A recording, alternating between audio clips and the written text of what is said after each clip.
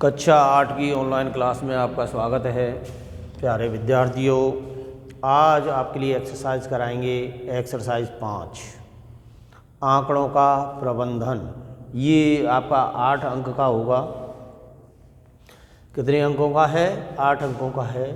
तो देखो, आंकड़ों का प्रबंधन अपन किस प्रकार से करते हैं। तो देखो, आंकड़ों का प्रबंधन किया जाता है वो 2 प्रकार से किया जाता है। ठीक है, एक तो होता है एकल आंकड़ा और एक होता है वर्गीकृत आंकड़े के रूप में रखना। ठीक है ना। आंकड़ों का प्रबंधन कितने प्रकार से करते हैं? 2 प्रकार से। एक तो एकल आंकड़े के हिसाब से,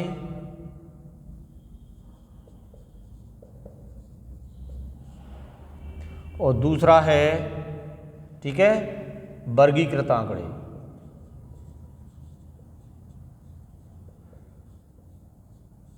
या सामूहिक आंकड़े।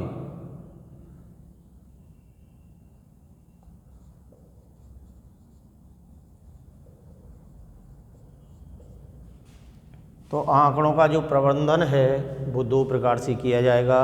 एक तो एकल आंकड़े के रूप में, यानी हर का अलग अलग आंकड़ा बना दिया जाए, और एक समूह के रूप में। ठीक है, जैसे कोई भी विद्यार्थी है वो उसके अंकों का हमें आंकड़ा देना है। ठीक है ना, कि राम के अंकों का आंकड़ा इस प्रकार है। हिंदी में इतने, गणित में इतने, एसएसटी में इतने, विज्ञान में इतने, संस्कृत में इतने, इंग्लिश में इतने। ठीक है, तो ये तो हो गया हमारा एक आंकल आंकड़ा। सामूहिक या वर्गीकृत आंकड़ा क्या होता है कि यह आंकड़ा एक समूह के रूप में रखा जाता है। ठीक है ना। जैसे हम क्लास में सभी बच्चों के, यानी सभी विषयों के आंकड़े दिए जाएं तो भैया कैसे देंगे? तो ये एक वर्ग समूह के रूप में करेंगे अपन इसको। किसके रूप में? समूह के रूप में करेंगे। जैसे कि भैया गणित विषय में कक्षा 8 के विद्यार्थियों के प्राप्तांक निम्न प्रकार हैं। ठीक है, अंक दे दिया जाएगा और विद्यार्थियों की संख्या दे दी जाएगी। ठीक है, जैसे 0 से 10 वाले विद्यार्थियों की संख्या 5 है, 5 से 10 वाले विद्यार्थियों की संख्या, 0 से 10 वाले की यानी 5 है, 10 से 20 वालों की 15 है, 20 से 30 वालों की 8 है, 30 से 40 वालों की 3 है, और 40 से 50 वालों की 2 है।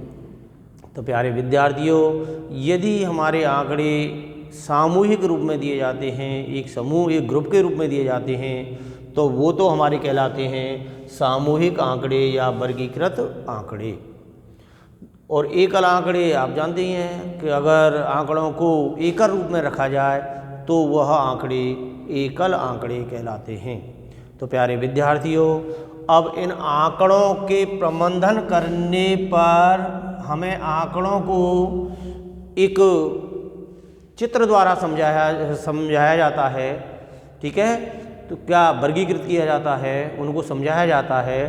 तो यहाँ आप जो आंकड़ों का जो प्रबंधन है, आंकड़ों को व्यवस्थित करने का जो ढंग है चित्र द्वारा, वो निम्न प्रकार से होता है। नंबर 1, दंड आंकड़े। दंड आरेख। आंकड़े क्या? आरेख। यानी उन्हें एक आरेख, एक चित्र द्वारा दर्शाना, ये दंड आरेख कहलाता है। नंबर 2, आयत आलेख। आयत आरेख या आलेख। आलेख की कैसे, आरेख भी कह सकते हो। नंबर 3, बहुभुज आलेख। नंबर 4, वृत्ताकार आलेख, या इसे पाई चार्ट भी कहते हैं। Pie chart. ठीक है, और एक होता है सरल आलेख।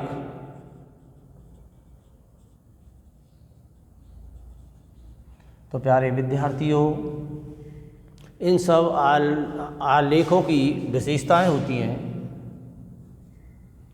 ठीक है, सारे के सारे आलेखों की क्या होती हैं? कुछ विशेषताएं होती हैं।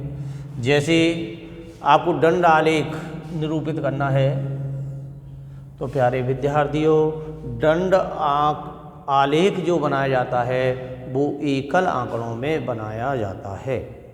यदि आपके आंकड़े एकल दे रखे हैं तो आप दंड आलेख बना सकते हैं। ठीक है ना।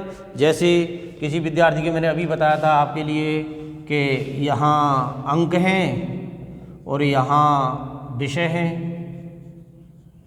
ठीक है, यहाँ हिंदी है, यहाँ अंग्रेजी है, यहाँ गणित है, यहाँ विज्ञान है, यहाँ सामाजिक विज्ञान है और यहाँ संस्कृत है। ठीक है, और अंक यहाँ 10, 20, 30, 40, 50 एंड सो ऑन जो भी है। जैसे हिंदी में आए उसके 40 अंक, तो आपको जो आलेख बनाया जाएगा उसका दंड आलेख बनेगा वो यहाँ तक इस प्रकार से बनेगा। ठीक है, अंग्रेजी में आए उसके 20 अंक, तो आपको 20 अंक तक ही बनाना पड़ेगा, इस टाइप से बनेगा। और यानी गणित में आगे उसके 45 अंक, तो आपके यहाँ तक जाएगा ये 40 और 50 के बीच में। और विज्ञान में आगे आपके 25 अंक, तो 25 अंक आपके इधर आएंगे। ठीक है, और सामाजिक ज्ञान में आगे आपके 15 अंक, तो आपके 15 अंक इधर ही आएंगे। और संस्कृत में आगे आपके 30 अंक, तो 30 अंक इस प्रकार से आएंगे। तो प्यारे विद्यार्थियों, ये वाला जो आलेख कहलाता है वो दंड आलेख कहलाता है। क्या कहलाता है? दंड आलेख कहलाता है। ठीक है ना। अब चूँकि आयत आलेख क्या होता है? जो आयत आलेख होता है वो एक वर्गीकृत, किसमें? वर्गीकृत या सामूहिक आंकड़ों में दिया जाता है। सामूहिक आंकड़े, उनमें ये वाला होता है। जैसे आपको दे दिए जहाँ हैं कि भैया कुछ विद्यार्थी हैं और यहाँ उसके अंक हैं, उसके अंक हैं कि यहाँ तो हो गए उनके अंक। ठीक है, या यहाँ विद्यार्थियों की संख्या भी लिख सकते हो आप कि ये विद्यार्थियों की संख्या है और ये इनके अंक हैं। तो यहाँ 0, 10, 20, 30, 40, 50 और यहाँ विद्यार्थियों की संख्या है 5, 10, 15, 20, 25 जो भी है। जैसे आपसे कह दिया जाए कि 0 से 10 तक अंक प्राप्त करने वाले विद्यार्थियों की संख्या 10 है, तो आप इस प्रकार से बनाओगे। ठीक है, और 10 से 20 अंक प्राप्त करने वाले विद्यार्थियों की संख्या 8 है, तो 8 आपका यहीं रह जाएगा, इस प्रकार से बनाएंगे। 20 से 30 अंक प्राप्त करने वालों की 15 है, तो 15 तक ले जाओगे आप, इस प्रकार बनेगा। 30 से 40 तक के आपके 6 हैं, तो 6 आप इधर बनाएंगे और ये हो जाएगा। और 40 से 50 वाले 3 हैं, तो 3 बनाएंगे आप, इस प्रकार से। तो ये वाले आंकड़े एक सामूहिक आंकड़े होते हैं और ये जो आंकड़ों से आलेख बनता है वो बनता है आयत आलेख। तो प्यारे विद्यार्थियों, दंड आलेख में और आयत आलेख में यही फ़र्क है कि दंड आलेख होते हैं वो अलग अलग डंडे से होते हैं और आयत आलेख होते हैं वो एक दूसरे से सटे हुए होते हैं। ठीक है ना। तो बहुभुज आलेख, अब इसी हिसाब से अपन बहुभुज आलेख भी बना सकते हैं। ठीक है, बहुभुज आलेखों में अपन के आंकड़े होंगे वो कैसे होंगे? यही होंगे, यानी सामूहिक आंकड़े होंगे और उन्हें एक बहुभुज के द्वारा अपन बना सकते हैं। उसमें ये आयत नहीं बनाना है, बहुभुज बनाना है तो इनका मिड पॉइंट लिया जाता है बेटा। क्या लिया जाता है? मिड पॉइंट, यानी इसको इससे मिला दो, इसको इससे मिला दो, ये मिला दो, ये मिला दिया और ये मिला दिया, तो ये वाला जो बहुभुज बन रहा है ये कहलाता है बहुभुज आलेख। ठीक है ना। वृत्ताकार आलेख में अपन क्या करते हैं? वृत्ताकार आलेख को एक पाई चार्ट यानी एकल आंकड़ों में ही इसको भी व्यक्त किया जाता है। किसमें किया जाता है? एकल आंकड़े होंगे तब ही हमारा पाई चार्ट बनेगा, ये ध्यान लगा लेना। पाई चार्ट भी एकल आंकड़ों में बनता है और एकल आंकड़ों में ही दंड आलेख बनता है और सारे के सारे अपन एक वर्ग वाले, एक सामूहिक वाले आंकड़ों से ही प्राप्त करते हैं। तो प्यारे विद्यार्थियों, आप ये समझ गए होंगे कि हमें किस प्रकार का आलेख बनाना है, किस प्रकार का समूह चाहिए। तो देखो इसकी एक्सरसाइज 15.1 में यही है कि आंकड़ों का आप प्रबंधन किस प्रकार से करेंगे। आंकड़ों का आप प्रबंधन किस प्रकार से करेंगे। तो देखो पहला तो आपको यही दे रखा है कि निम्नलिखित में से कौन को दर्शाने के लिए आप एक आयत चित्र का प्रयोग करेंगे। तो आयत चित्र का प्रयोग कब करेंगे, जब आपके आंकड़े सामूहिक होंगे। कैसे होंगे बेटा, सामूहिक होंगे तो आप एक आयत लेखा चित्र का निरूपण करेंगे। अब देखो हमें आंकड़ों का प्रबंधन किस प्रकार से करना है कि एक किसी विभागीय स्टोर में यहाँ दे रखा है, ठीक है, कि एक विभागीय स्टोर पर खरीदारी करने आए व्यक्तियों को इस प्रकार से इंगित किया जाता है कि पुरुष को M से, महिला को W से, लड़का को B से और लड़की को G से। इन खरीदारों को दर्शाती है जो प्रातःकाल पहले घंटे में आए हैं। पहले घंटे में आने वाले, यस देखो ये वाला है, ये आंकड़ों का हमें प्रबंधन करना है। किसी विभागीय स्टोर पर खरीदारी करने आए व्यक्तियों को इस प्रकार से इंगित किया गया है कि पुरुष को M से, महिला को W से, महिला को यहाँ W से, लड़का को B से और लड़की को G से प्रदर्शित किया गया है। देखो यहाँ आंकड़े दे रखे हैं, तो इसकी जब हम बारंबारता बंटन सारणी बनाएंगे तो निम्न प्रकार से बनाएंगे। यहाँ व्यक्ति लिए जाएंगे, यहाँ मिलान चिन्ह लिया जाएगा और यहाँ बारंबारता ली जाएगी। देखो महिलाओं का करेंगे तो पहले महिलाओं को देख लेंगे।